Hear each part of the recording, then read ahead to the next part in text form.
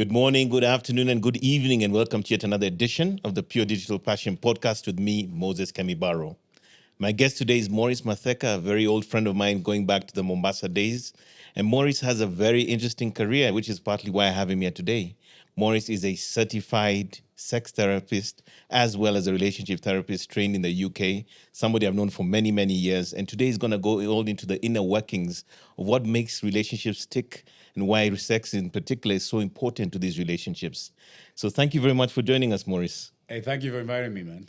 So, Maurice, It's been a minute. It's been a minute, and I know we've been planning to do this one for probably about 3 months. I know, but Yeah? finally we're here. Yeah, And like you said, hey, we come from way back. I know. So, Maurice, man, let's go back to early days, man. You know, like your origin story. You and I, we grew up in Coastal. Yes. And Mombasa, so to when speak. it was a small island. Small island. Yeah. We, teenagers and growing up and learning things about life. Yes. But let's go back to origins. Let's talk a little bit about who's Maurice. Okay. What's your background? So people can sort of get a flavor. I mean, many people know already who you are, but maybe just get a flavor of who Maurice is going back to the sort of back in the day. Who was I back in the day? Just one of those guys who just always loved life. Like you said, we lived in Mombasa. My dad worked at the port, went to Coast Academy, went to another school that I won't mention because I was expelled for for real? bad behavior. Oh, wow. Within the first year. Wow. Then I went back to Coast Academy. I can say that I had a privileged life. Had a lot of fun, had great friends from your Coastarians to people, from the world, basically. I loved clubbing. Mm-hmm. I was the naughty guy. I was that guy who could duplicate all the keys in the house and my dad's cars and stuff like that. And nick the vehicle at night, nick the vehicle at night and pick up my friends and vice versa. So I lived that life and I enjoyed it. We were mad enough to be able to leave Mombasa at a certain hour, drive all the way to Nairobi to go to Carnival. No way. Club, and then drive back, making sure our parents have not woken up. No, that's impossible. It's not impossible. You did it? Yeah, we did it. More than once. What? For real. So Wow. I've done crazy. Wow. Okay, that's on another level. No, but you knew the crew I was with. I know. We used to do crazy stuff. I mean, we're mutual friends, but that's like, wow, Yeah. that's I didn't know it went that far. Do you remember when I crashed my dad's car? in Malindi? No, I Yeah, don't I remember took some that. of my friends and I had a car accident. yeah, well, we were hit from behind. Okay. But the guys who hit us were very drunk. It was a Range Rover, and back then the cost was roughly just below $500,000 bob. What? Yeah, so I had to hide basically, and my dad was in the UK. So when he came back, I was Drama. in shit. So I've been through the thick. I've had a lot of fun. Yes. But I loved my school days. I loved meeting people from Kenya around the world and stuff like that. Then eventually, actually going to the UK was more punishment because of the behaviors that I had. Oh, in Kenya. really? So my dad said, you know what, I'm shipping you off to the UK where you're either going to be a drug dealer, criminal, then you'll be killed, or you're going to learn how to fend for yourself. So luckily, I learned how to fend for myself. So let me remember straight. I think you went to, was it Manchester? Yes, I did. Yeah, and you went there to do a But I degree. lived in London for You a lived in bit. London for a period. Yeah, Uh-huh. trying to figure out exactly what I wanted to do. Then Okay. I went to Manchester, did my first degree in IT and management. Okay. The minute I finished that, I realized that I didn't want to do that. So I gave my late dad the certificate and told him, Dad, you know what? Cheers, As requested, everything. here's your certificate. Here it is and stuff like that. He was a marine engineer. I don't think I'd ever qualified to be one. So IT was the closest I came to engineering. But then I realized I didn't like programming. Okay. It was not my thing as a career. Yes. Then he said, okay, you stick it out. I had already gone to a job center, so I was registered to be able to work. I did a lot of menial work and stuff like that, and that's why today I can't look down at people who are very handy with the. So you had to do the grind, I yeah? did those jobs. Yes. So I understand them pretty well. Yes. Unfortunately, a lot of people won't go through that. And one thing I learned is when you earn your first coin, your first. Do your own work, yeah. And for me, it was my first pound. I was like, whoa. Then you buy your first sofa sets. you buy your first TV, then you start to see the quality or the value of money. So when somebody comes up with a project that you know you cannot afford, you start living within your means.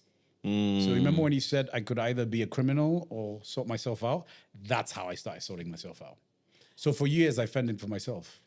I learned how to cook, though learning how to cook was more like my mom threw us in the kitchen when I was 10. Yes. And she said, overboil chicken if you need to, make a mess until you learn. One of the reasons is by then it was just me and my brother. My sister was not around. Yes. And she said the reason why she threw us in the kitchen is because she did not want to bring up men who are reliant on women. So she was beyond her years. We're talking about the 80s. Trying to be self-sustaining. Exactly. Yeah. And I've always been. So And here let's we are. so let's get into the UK. You're working. You've done your degree thing. Yeah. You're living the life, so to speak. You're Yes. fending for yourself. Yeah. What happens next? Because I think there was a moment there that something happened that led What to this happened next area. is I told myself, do I go home? Or do I look for something else that I might be interested in? Yes. I did not know the study of human sexuality actually existed. Uh-huh. So I found a pamphlet, like a brochure that said that if you want to understand and break down the primitive side of humans, then you can study to be a sex therapist. Then So I you was literally like, saw a brochure and you're like, this is yeah, and I was interesting. like, this is very interesting. Uh-huh. But in my head, I was thinking, being a sex therapist, what does that class looks like? So I just thought it would just be a bunch of naked people every single day, probably touch each other, once in a while. Yeah. Then I realized, oh my God, nobody told me that there's going to be a lot of reading. So literally this was work. This was not Yeah, so I read for 2 years. 2 more years? more about gender psychology, how humans work, how the different relationship settings that are So out hang on a there. second. This is not just pure sex. This is literally going into the psychology of this thing. Okay, it's very hard to advise people on sexuality if you don't understand their rooting, their foundation, how they think. The psychology of the Because people. part of their sexuality is how they think, their perceptions about it. Hence why there's people who will always be liberal and people who are more conservative. Their sex outcomes will always be different. I see. So you need to understand. Sometimes when somebody comes with a sexual problem, you actually find out that as you profile them, sex is not their problem. It's their psychology.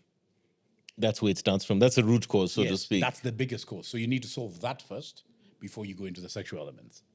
Wow. So I registered, and there was nothing sexual about it until almost 2 years into it. That's when you start going into profiling people, and still that's a bit boring because there's nothing sexual about it. Then at some point, it's revealed that now you're going to learn about anatomy.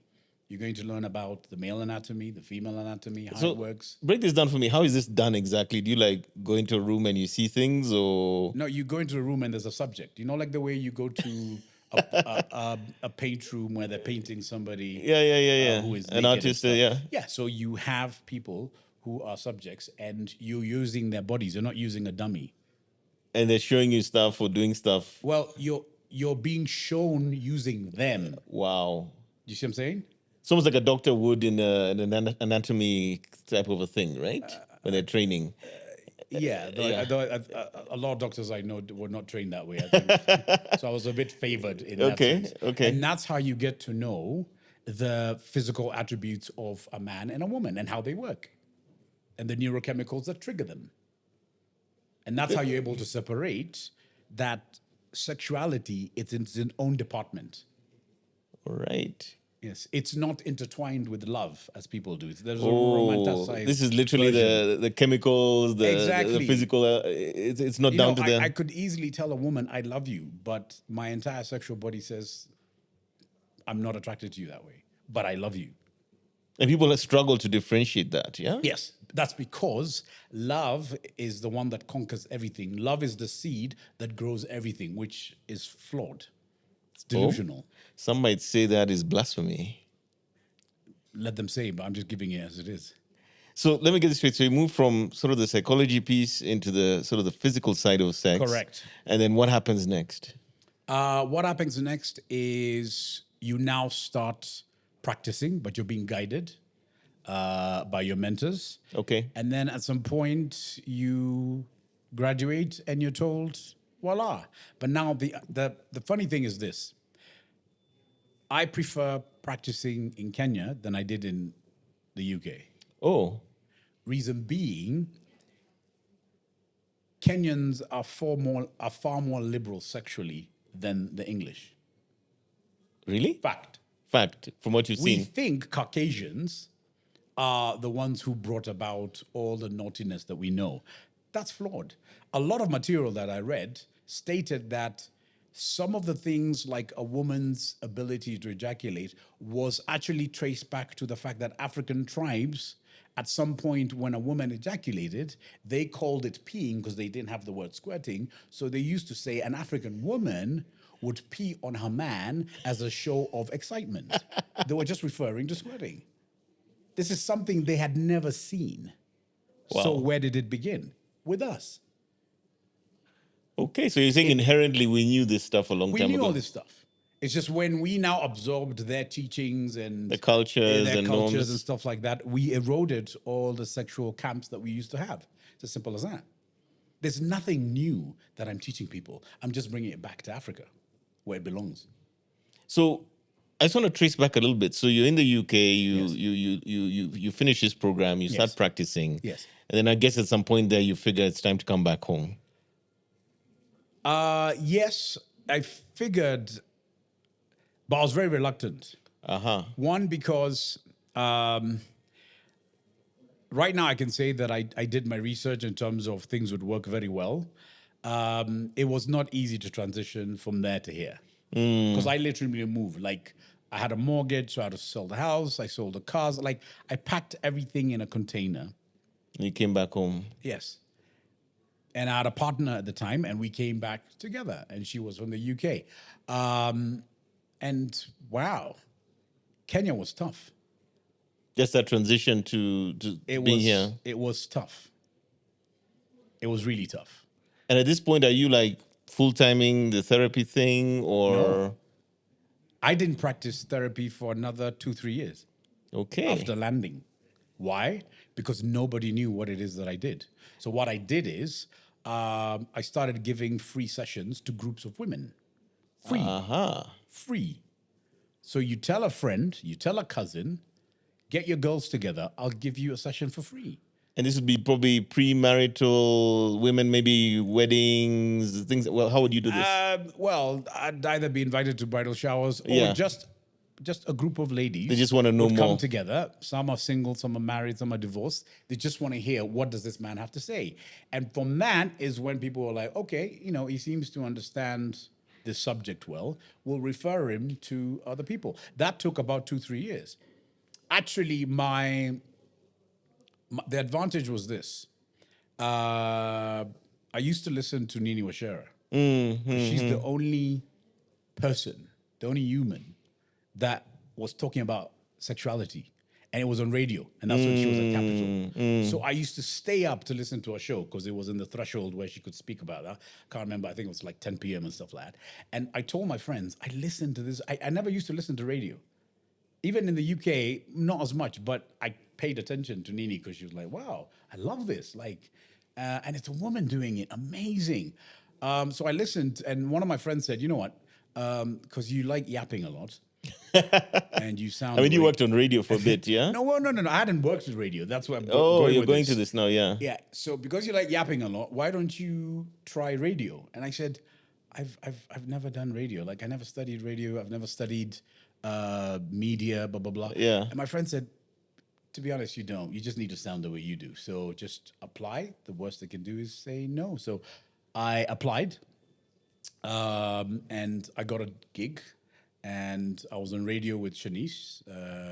I remember that, in the yeah. morning. I actually remember you interviewed me another time when I came and, to your and I was place. like, wow. And everyone, I could thank so many people who had Capital. Yes. Because I got that opportunity. And that opportunity got me a bit more leeway in terms Visibility, of, yeah. the people that I'm meeting and stuff like that. Correct. And once I was ready now to just charge, I did. And then I left radio and that was it. So now full time you're doing Yeah, this full thing. time. Man, it was a lot of fun. Because it's the one thing that I can talk about for hours. So let me get this straight. So at this point in time, this is now a full-time gig, right? Yes. And I want to kind of get into the texture of it. I want to understand, from that point onwards, Right. what are you seeing? What are you hearing? Because I know historically, a lot of the therapists and people who are discussing sexuality have been women. You're probably the first guy I know of Right. who sort of has gone deep into this subject matter Right. and again, into in the detail of it and stuff. But at that point, what are you starting to discover and see around, let's call it the Kenyan scene? What are you learning? What are you seeing that is sort of endemic or unique to our African stroke Kenyan market at that point? I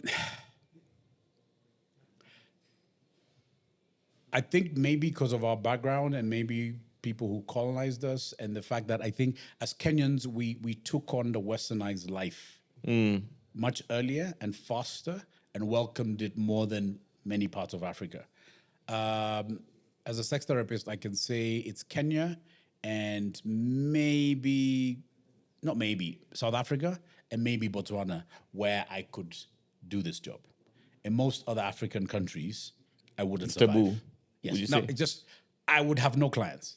And Literally. if I did, it would be some underground project like I'm trying to move cocaine. People or are not as something. open. No. Yet I do have clients from these countries, but they're the more liberal. And probably on a more discreet one-on-one basis. Exactly. Yeah. So they're able to fly to Nairobi and experience the sessions and then fly back home and pretend they didn't or implement it in their little cocoons. So one thing I noticed about Kenya is the Kenya I grew up in, the Kenya I sold to the English and people that I met everywhere else is not the same Kenya I came back to. We lost our morality. Now people will find it strange that it's coming from me, but I talk about sexuality because I'm good at it. But I'm not blind to see the fabric that people look at as a society.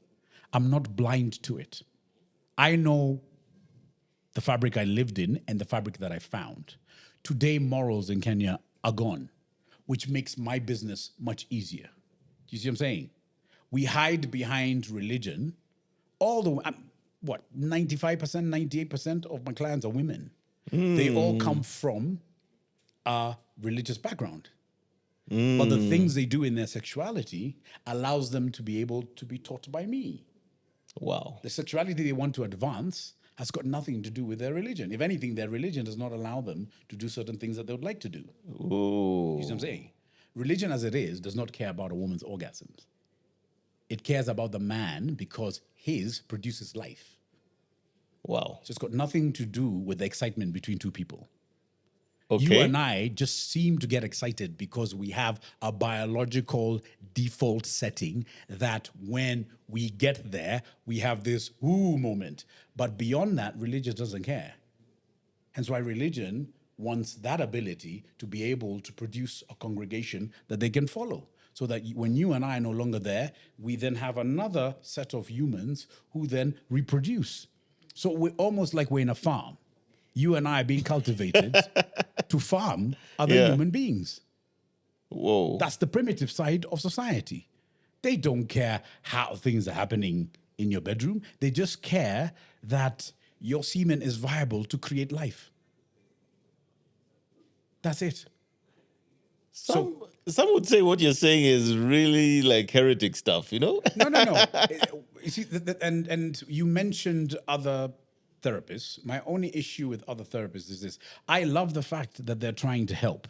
My only issue with other therapists is they're trying to help using politically correct teachings. The audience, your client, is already politically correct. The reason they're coming to you is so that you can open the window and show them that's what's beyond. That's what you could do. And I'm saying this because they end up being my clients. Wow. My advantage, and I use it as an advantage, is I'm almost the last guy people come to, not the first guy. When they've sort of exhausted all the options. Because they're coming from a religious perspective, so they'll go to a therapist who is religious first. They'll go to a counselor who comes from a religious background. Because I know that's going to fail them, the next option is Matheka. And I love that. And I love that is because I get that from my clients. They're the ones telling me, Matheka, you are not my first option, but you should have been. Because what I've learned from you has actually helped. Whereas I've been to 3 other people and all we did was pray. And I'd been praying before that. So I don't know how it was going to help. I was told, you know what? My issue is mental. So if I just go home and visualize a mental status that's positive, when I wake up tomorrow, my problem will be resolved. I actually did it. It has not in the last 2 years. That's why I'm here talking to Wow. you. So let's go back to again who comes to you, because I think this is kind of critical. Like what is the sort of persona or the kind of person who's coming to you? What state are they in? And maybe we can look at it both from the male perspective Okay. and the female perspective, because I really want to get into sort of the relationship piece, maybe the psychology piece, but also at the same time understanding how that feeds back into the sexuality side. Okay. Yeah. The person who comes to me, majority being women, is somebody who's just trying to rediscover themselves. If anything, majority of my clients come to me because the first thing is they want to be selfish enough to just say, can I figure myself out? If I can't figure myself out, how will my partner figure me out? It's almost like permission to allow themselves to see Exactly. what's beyond the veil. Exactly. Yeah. And as much as I'm known as that controversial person who is just known for sexuality, there's so much psychology that I'll deal with. Because sometimes a client will come with what they perceived was a sexual thing. And after profiling them, I realized that before we get to that Level, sector, yeah. we then just need to deal with your psychology. And your psychology is ABCD, and that needs to change. You've been using the same formula, but wanting different results. Now we have to change the formula. If we don't change the formula, and you see all of them, this luggage, this hesitancy, the struggle comes from their teachings. And what their mental model has been of how this stuff works. Yes, and most of it is driven by religion. Wow. Do you So see? it's the framing through religion that sometimes creates the challenges and problems. I mean, if you meet somebody and you have to tell them your main issue is you've been reliant on your partner to induce these things, when really what needs unlocking is your body. Wow. When your body is unlocked, your partner will actually say, wow, you taste different. But your partner would never know this because they already have an unlocked body, but they don't know how to unlock you. Wow. And then when we go to love is supposed to unlock all these things. Love is the magic key. It's a magic wand. It's not. It's That's a what we've been concoction told. of cocktails in our brain. That's why it's so erratic. It's one of the most delusional emotions we have. The most perfect one that every couple should have is friendship, one. Because friendship can last for long. It transcends the physicality. Exactly. Yes. If you and I are friends, or if you and a female are friends, you can get annoyed at one another, call each other names, but in a few days, you'll have a cup of coffee, say sorry, and say, you know, this is human. But look at couples who say, I've never loved anyone more than I love you. They block you off. They block you on the phone. They manipulate you with silence. How can you do that to somebody you say you love? That's why I find love very useless sometimes. Friendship is powerful because a friend of mine called me to say, I'm sorry. And I say I'm sorry, but I also say I realized I was in the wrong. So when I was fighting you, I was wrong. How often do couples get there? Chances are by the time they're sort of in the worst places, I mean, there's no conversation at all. There's not going to be any kind of conversation. They're already so far gone. So why is there so much rivalry between two people who say we are ride or die? Our love is more powerful than anyone else's love. Why is it that these two people can go for 6 weeks, 8 weeks without talking? I'm dealing with such clients right now. I'm dealing with a client who tells me we've been sleeping in the same bed. We haven't spoken for 3 months. What? We just pitana in the house like there's traffic lights. We haven't spoken. Wow. And guess what's driving that? Attitude. If she's not talking to me, if he's not talking to me, so someone has to break. Are those two friends? No. They're coexisting because their foundation was probably weak. Sometimes I have to take somebody back to when you met, What was your first perception of what things could be with this person? And I've met so many people who are in marriage who will say, to be honest, when we met, I knew this was going to be short term. Oh. Oh, yeah. And because of circumstances, they ended up hitching. Yes. And circumstances as simple as this. Moses, as my friend, we go to Diani just to chill as boys, have a drink and everything. Then when I'm in Diani, one thing leads to another. I meet a female and we end up spending a few days together, a few nights together. And in my head, I'm thinking, I want to see her. But in her head, she's thinking, this is just going to be these 3 nights. And Maurice probably doesn't know this, but I can't have a future with him. We met in Diani. It's a thrill. It's a short romance. Stuff happens. But I'm persistent. Even if she doesn't give me her number, I remember her name or her surname. So I look for her. I persist. We're back in Nairobi. Can I take you for lunch? No. Can I take you for dinner? One day she just says, you know what? She relents. Yeah, she's like, Whatever. he seems to be the only guy who's so passionate. I'm still not into him the way he thinks, but let's go for dinner. Let's see what this guy has to say. Dinner, I bring in my A game. So this is showtime. Yes. What do they call it? I have nothing to lose, but I don't want to lose. This is the peacocking. Yeah, you're showing the best of you. Yes, I am showing her that those 3-4 nights we spend in Diani, I haven't thought about anything else but you. Wow. And my visual, because I'm a grown-ass man, I know how to give the look. And I know this from experience. So I know what I'm selling. Whether I can sustain it or not, who knows? But the minute she's hook, line, and center, and she says, you know what? I never saw this happening, but wow. Like, why not? No man has paid me attention the way you. And I can see you're genuine and you're true and your stuff. And now, fast forward, we're married, we've got kids. She goes to Matheka and tells Matheka, the reason why I've never been able to love Maurice is I should have listened to my instincts. Maurice was a 3-4 night guy. And now here we are. He ended up being my husband. Wow. Because he took me for some nice things and bought me nice things and said all the nice words. And I just fell for them. But guess what? It's never been removed from my brain. The fact that I'd already stamped that he's a temporary guy. I now have I have a temporary guy in my head, but I have him as a husband. Oh my God. And this is where sometimes the fooling around starts.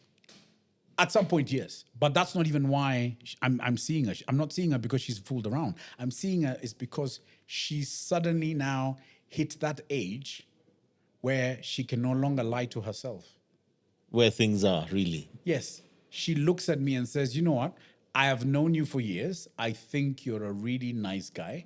You're probably a good husband and a good father. But that's it. I'm not attracted to you. That's why when you hold me, I cringe sometimes, but I have to show I'm not cringing. I care about you because I've known you for so long. And I can see how you care about me. Wow. But if I had the choice, you wouldn't be it. Ha. Do couples actually get to the point through sessions you have to that point of Yes. realization? Yes. And what happens next? I've had women tell their husbands, I love you. I will love you forever, but I can't give you what you want. I can't be that naughty person. I can with somebody else, but I can't with you. Whoa. I can't. So what happens then? I've never seen myself sexy in a bikini or in lingerie with you. Wow. I've never seen you as a stud. You're a stud. So what happens then? Where does this go? Okay, you see, Moses, the one thing that people fail Yes. to understand is, and that's probably why I'm controversial, which is unfortunate because the controversial ones should be the ones who are not willing to tell the truth. Therapy is not about super gluing something. It's about profiling where you've come from and where you're going, and if the two of you are moving in the right direction or in the same direction. Is there a possibility of moving forward? And sometimes it's not me. It's not for me to say, Moses, you have to love your wife. Moses' wife, you have to love Moses. No. It's for me to show you what you're really about and for you to be able to look at your partner and tell them, I don't see this working. It hasn't worked for the last 8 years. Wow.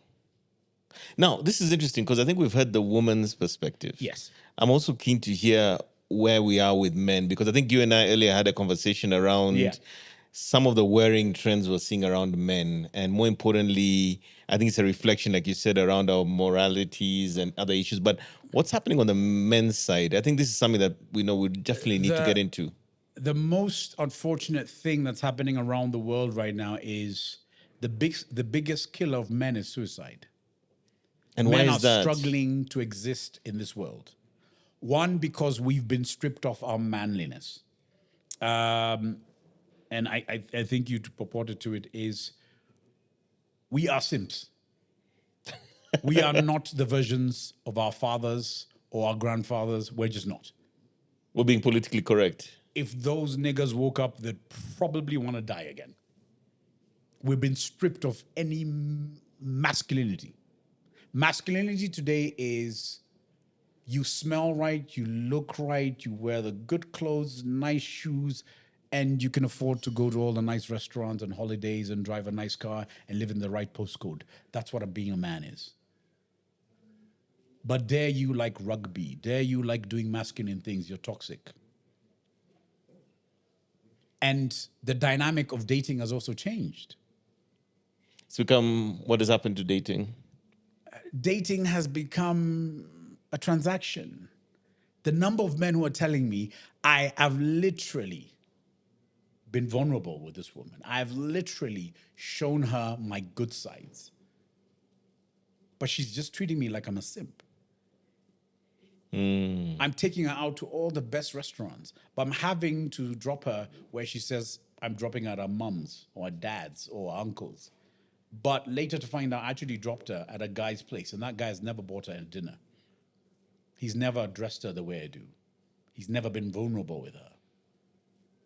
So clearly the bad boy image still exists. It existed when we were young, but the difference is when we're young, all the music we listened to and the messaging was understood by both the male and female.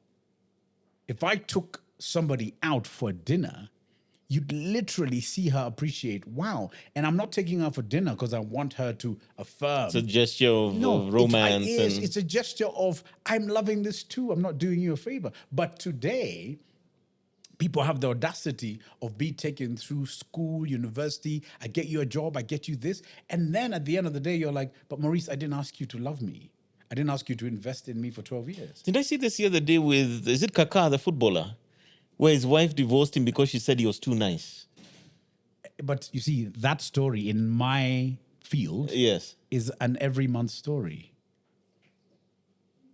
Elaborate. I get men telling me that story all the time.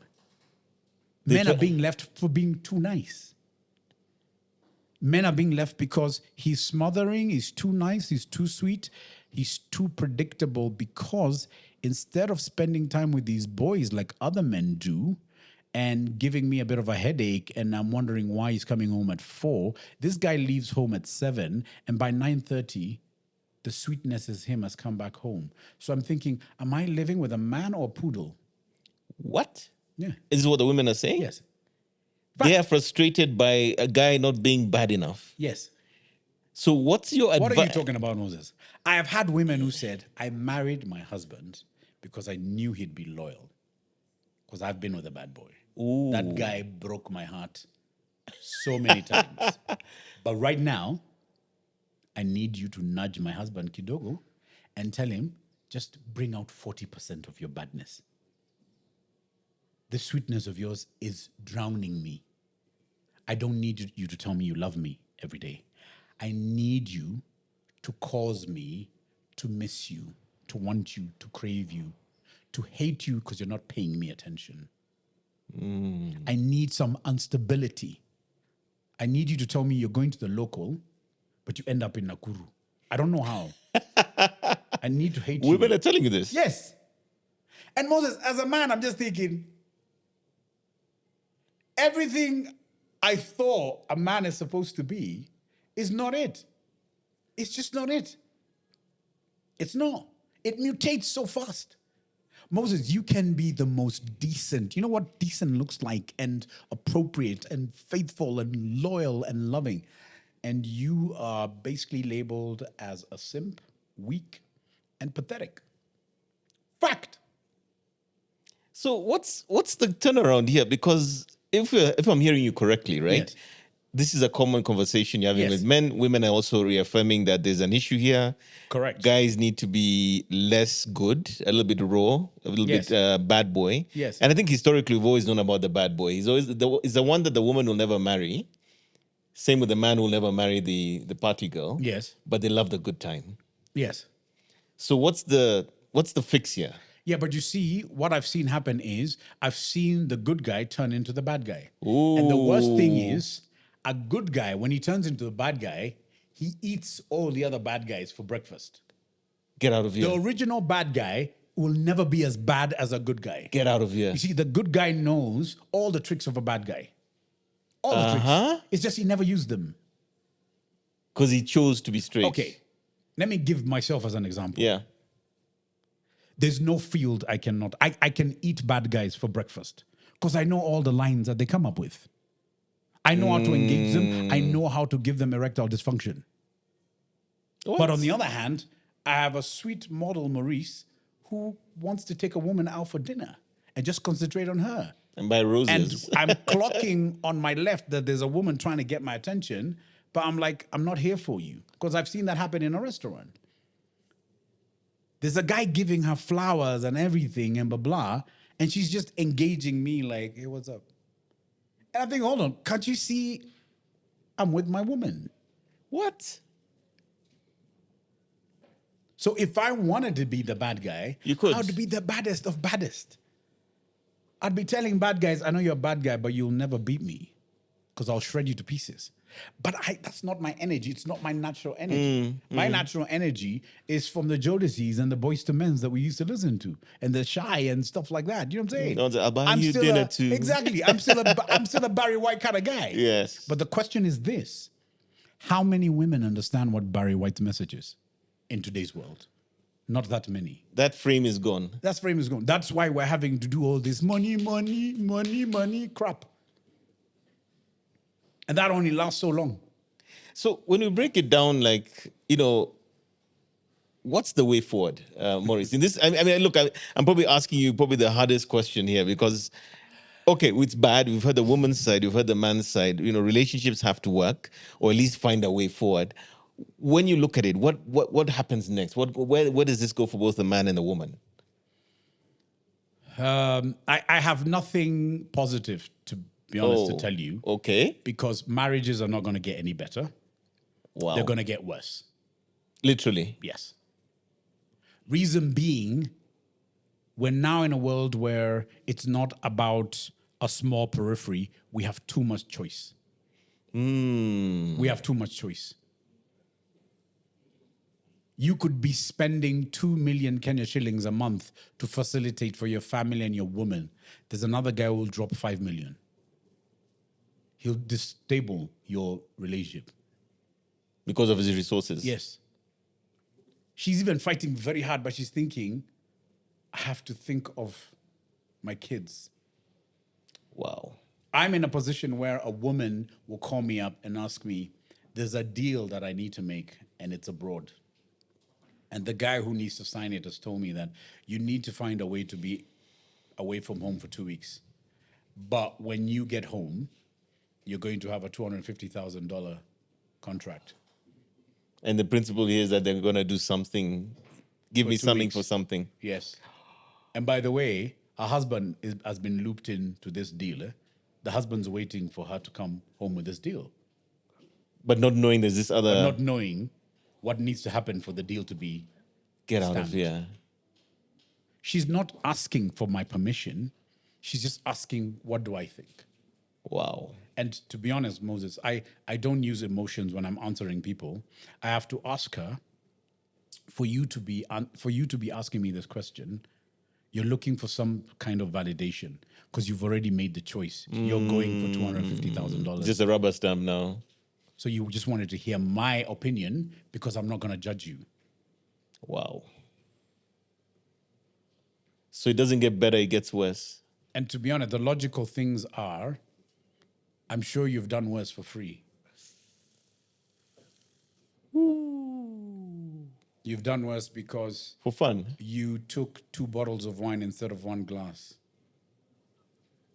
And you got home and you had to tidy yourself up before you joined your husband in the bedroom Whoa. over glasses of wine.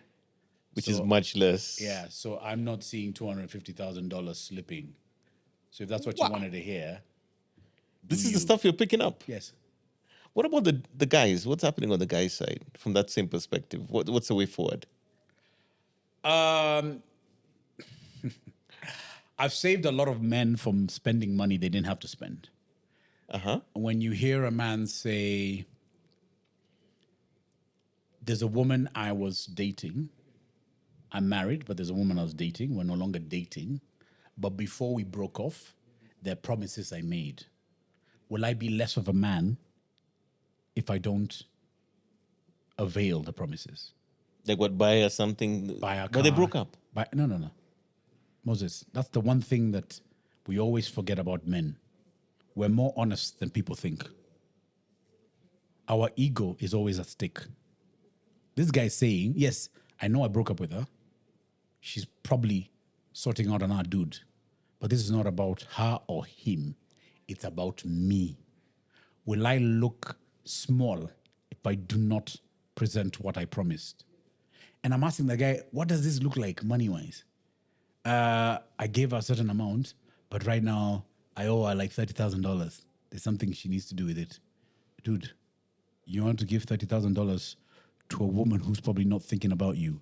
It's not about her, boss. It's about me. It's about my ego. I promised it, so if I don't do it, and I think, hold on. Now that we're talking, don't you think your kids or your wife could do better with our $30,000? If you have a woman who can basically create, what do you think she'll do with $30,000? Can't you put that on a trust for your kids? People are having such issues. Because what's going to happen is you're going to send her $30,000, and then one day when she's out with her girls, she's going to say, "Oh yeah, by the way, that simp sent me $30,000. Who does that?" Yet, if you look at the text she's been sending him, you're not a man. You promised. You need to deliver. What kind of a man are you? If it was my ex, you'd have sent. Oh, so the ego gets played, eh? Yeah, you see? Moses, the things I see out there, it can demoralize you as a man. There's But you something, got to keep it together. there's something else I'm picking up here. Yes. And there's something I came across online recently. You know, there's this, it sounds like there's an element of manipulation in relationships. Yes, there is. What is that you see as well on the ground?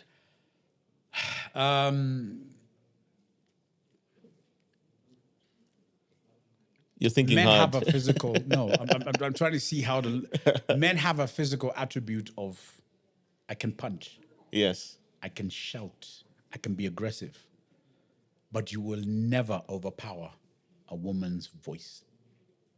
A woman can dent your ego more than any man can. A man can punch you, you'll get up. You probably have a black eye, but it will heal. But there's something a woman can utter that crushes you for a very long time. Hence why men are dying at the rate they are, via suicide. She can crush you. And that's why, Moses, you find you can take away my money, you can take away property, but the minute you take away my manhood, and I've seen this with a lot of guys who have money, the guy's telling you that I just want to kill myself. Wow. I'm thinking, dude, the resources you have, you can have anyone. He's saying, no, that's right now I'm dealing with, I was told I'm the most useless man ever.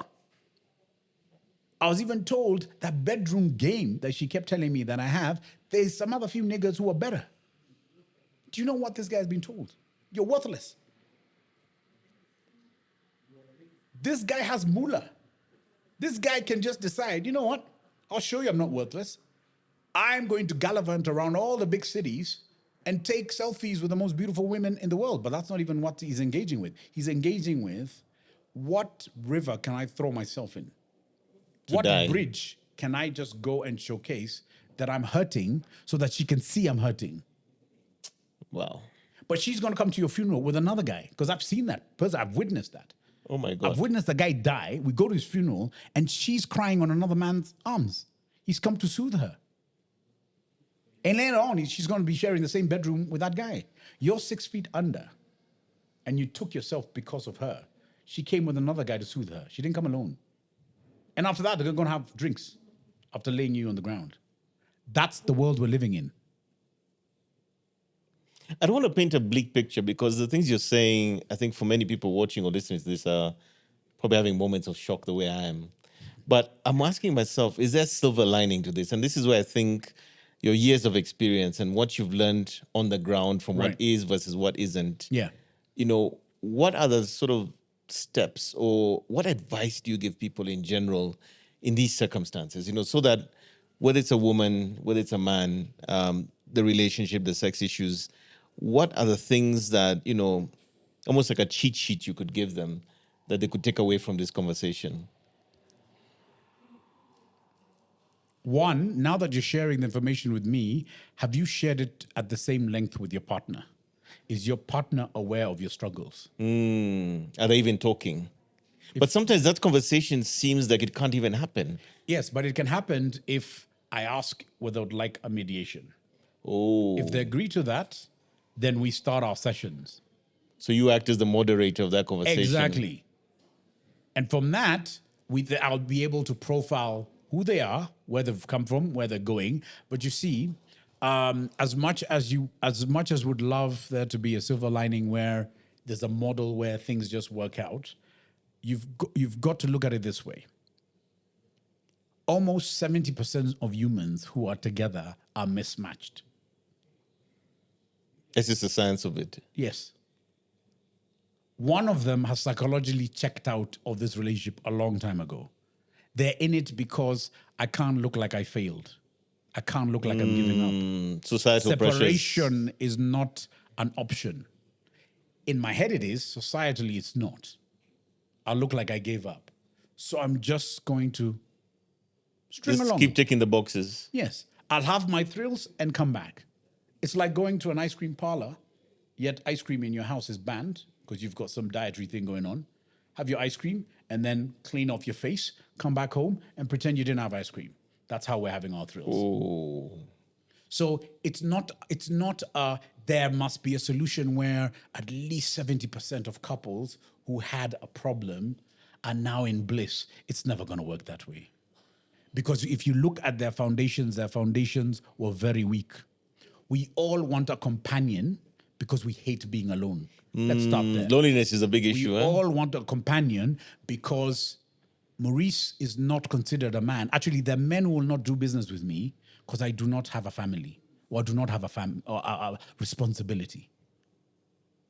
Dude, you have nothing to lose. So how can I do business with you? You can gallivant with my money So in it's Australia. fitting the role, fitting the... Exactly. But now when you're fitting the role, because I have a PhD and she's also learned, she has a PhD, Yeah. our PhDs are not going to make our relationship work. So basically come to the table, have this conversation, be honest with each other, Yes. and see if there's a way forward. But now the problem is, if you look at the Kenyan setting, I know there are many countries, but look at Kenya. Kenyans, we love sugarcoating. Even in that conversation. We love lying to each other. Lies in Kenya thrive. We're the biggest liars. Have you noticed Kenyans are everything? Kenyans are podcasters. Kenyans are lawyers. Kenyans are pilots. Every Kenyan has an opinion about everything. Your field, there's a guy who will be like, I know you've been in IT for so long, but you know what?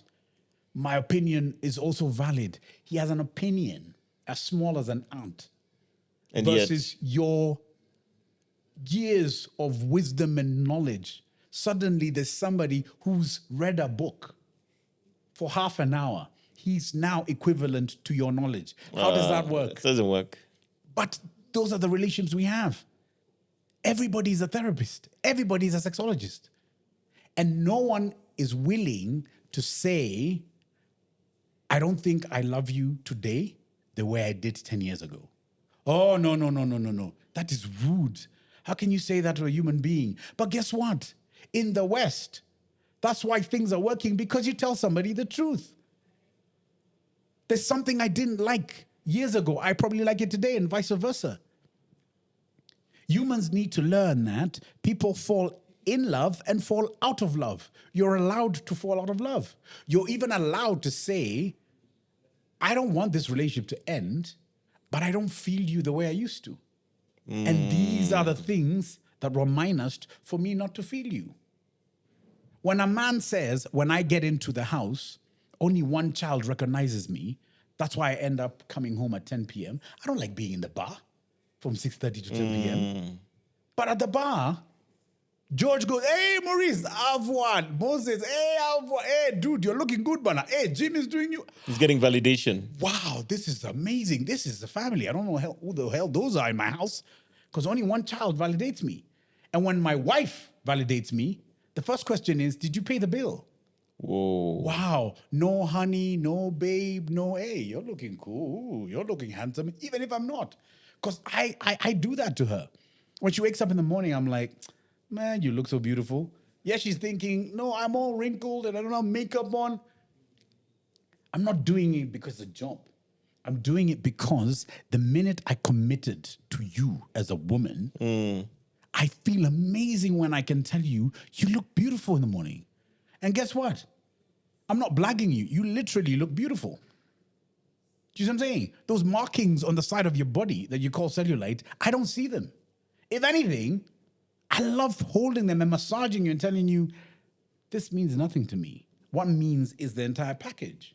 And you look amazing.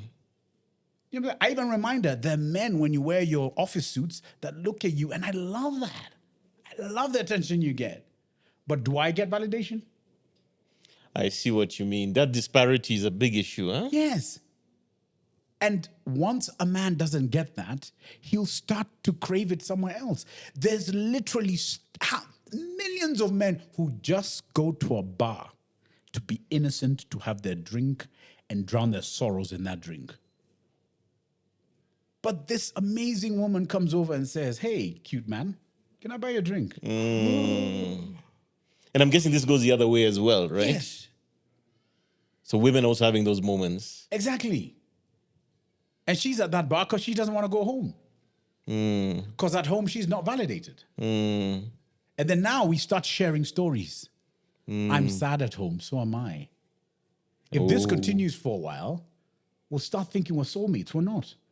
We just share an issue. A common problem. Yes. And that's why we can be soulmates.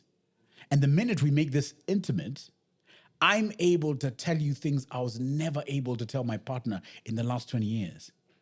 I've never told her how I really like this done, but I'm telling you like that. Because you have the common ground. Yes. And she does the same to me. So I'm just thinking, why didn't I meet you 18 years ago? But guess what? Because we're in a different dynamic, this works. That's why I always tell women, for example, when it's the other woman, when she comes and says, Maurice, I want to be validated as a second wife. I always tell her this. Your dynamic is only sweet because you're the side chick. The minute you move into being a wife, which he already has, you and her will start sharing beddings. And because they don't listen to me, they force the man to validate them. Months or years later, the same youngling, because he said, I'm young and beautiful. Yes, but guess what? Young and beautiful is being born every single day. So I've had those who have transitioned to being the second wife, which means now she's in the loop of things. She's mama so-and-so. But then she calls me to tell me I and the first wife, who we never used to talk, now are buddies. Do you know why we're buddies? We're fighting this third person who has come. I wonder that should be replaced. Yeah. Because the dynamic only works because a thrill cannot be attached to marriage. Wow. It can't. So we come back to the thing. So there's this thing of the honest conversation, discuss it. But you said there's also embellishment. People don't honestly speak their minds. No, they don't. Because the framework is not right. Yes. What are the other things that people could take away from this conversation? It's about time you sat down and just looked within, and you need to ask yourself have I been the patient or the therapist? Because many people are the therapists of their partner. You're the Oh, super glue of that relationship. whoa. You're the one who said, you know what? Even though sometimes I look at my partner and they can't see that I've got buildup of tears in my eyes, I chose to be your therapist. So they're kind of I've already become a fixer. mentoring or. Yes, I've noticed that maybe from a prior relationship, somebody broke you. I'll never fix you, but whenever you crumble, I put you back together. And I'll do Wow. this until the day I die. Wow. And that's why sometimes, especially if the man, at some point, his way out is to commit suicide. Oh, He says, I've been a therapist for so long, and I thought this would only take 3 years. It's been 15. I'm done. wow. He can't even see himself in another relationship because he'll think, what are the odds of me being somebody else's therapist? Wow. I don't think humans are worth my time. So I'm out. And he leaves a letter, a long letter, Wow. actually telling her where this all started. Wow.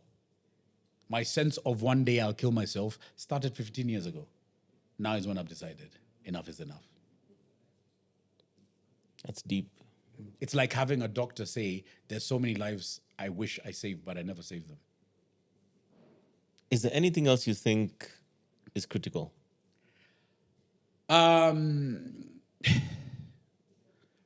Why are we together? Why do we need marriage? And if we're in a marriage, what are the fun elements that we can share? Because one of the things that I know humans love is fun. Right now, who are the biggest drivers of divorce? Women. How so? And it's mainly because of finances, nothing else. It's not about infidelity. Women are the ones filing divorce. But in the Wow. same breath, I have so many women telling me that I wish I hadn't listened to my friends.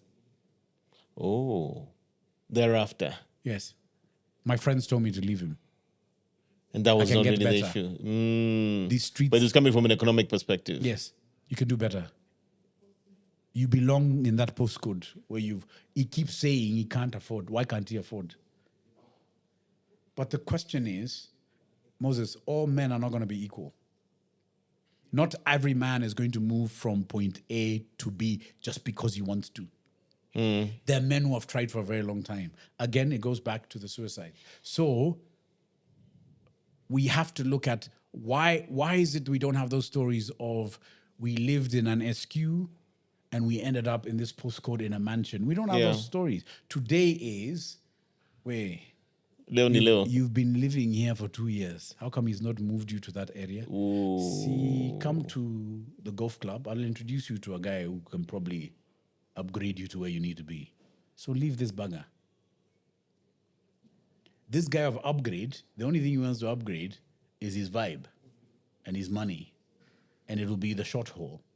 And then one day he'll tell you, hey, your expiry is done. Oh, sorry, you left your husband. Oh, I should have told you not to. Now she's going back to the husband to tell him, I was wrong. I loved this life. It was not where I wanted to be, but I've realized even where I wanted to be, I won't be happy. Because that guy threw me out like a cat.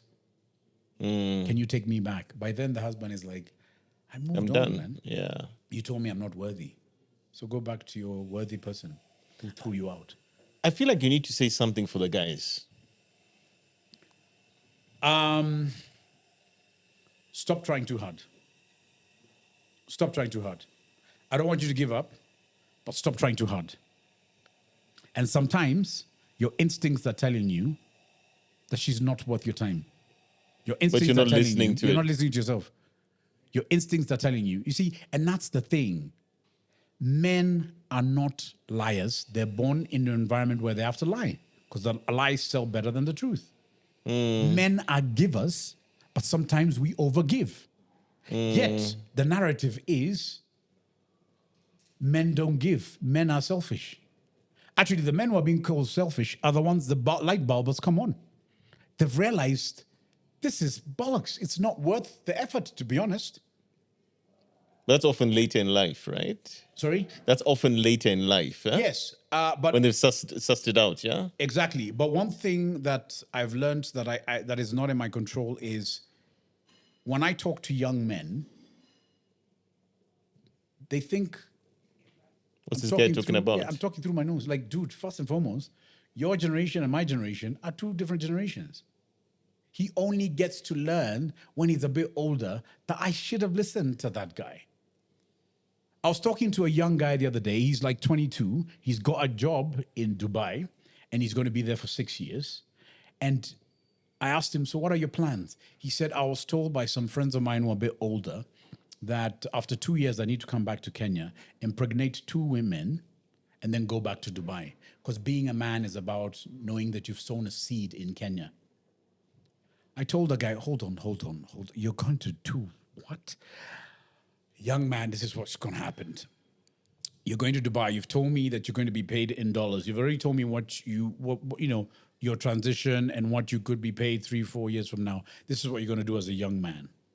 You're going to give up and unlearn everything you've been told about being traditional. I need you to go to Dubai, make money, and then start globe-trotting. Go to Spain, have a romantic weekend with a Spanish girl. Go to Portugal, experience Portugal. Go to Sweden, experience Sweden. Go to Indonesia, experience that. By the time you come to Kenya, you realize what these Neanderthals were telling you to do is wrong, because what they're telling you to do is, they're telling you to be a person who is just sending money to 2 women who have other men that they're sorting out. One day you'll come to what you thought was your home, Yes. and you'll find another guy living there. Because she's told him, no, we don't have to worry. We have Brian in Dubai who sends me money. Wow. I'm living the life. He even bought me a car. And all he had to do is inject a child in me. I told him, kill that story. There's already so many people who are trying to get out of that. So they're myths, really. They're myths around what a man is meant to be. Yeah, and that's what he not a does. man. Go have experiences that young men are supposed to have so that you don't have to do it later. Because what's happening now is the men who took so many years to be a husband, once that relationship does not work, now his girlfriend's 19. He's got disposable cash. So he's globetrotting now. Later in life. He never did this. He went from university to work to family to building a family to not being recognized as a man. Now, To full midlife crisis. there you go. Yeah. Yeah. Now he's buying 2-seater cars. God knows who he's trying to carry. Wow. Wow, Maurice, listen, that has been incredible. I feel like we need a part 2 of this. We This do thing- need a yeah. part 2. But I'm been so good. grateful. I think there's a lot of wisdom you've dispensed.